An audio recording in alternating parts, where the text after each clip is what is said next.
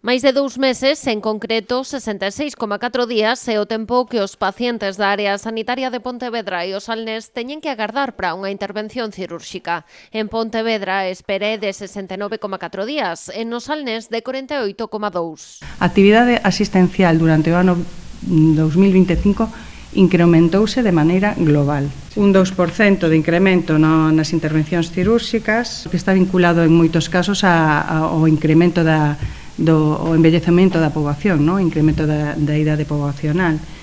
Entón, dende a área sanitaria, o que se fai é poñer toda a maquinaria que temos disponible para poder dar resposta a este incremento de actividade asistencial. Actualmente hai 4.555 persoas pendentes dunha operación na área sanitaria.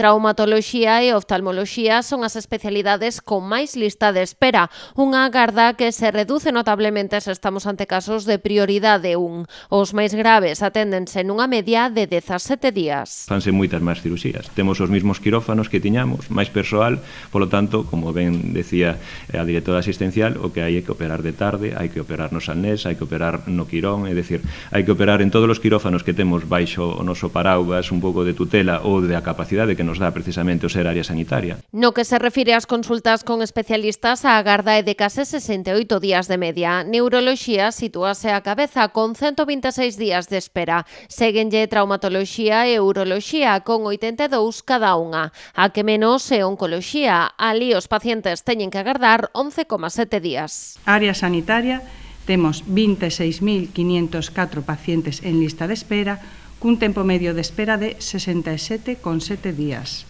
69 no distrito de Pontevedra e 64,1 no distrito do Salnés.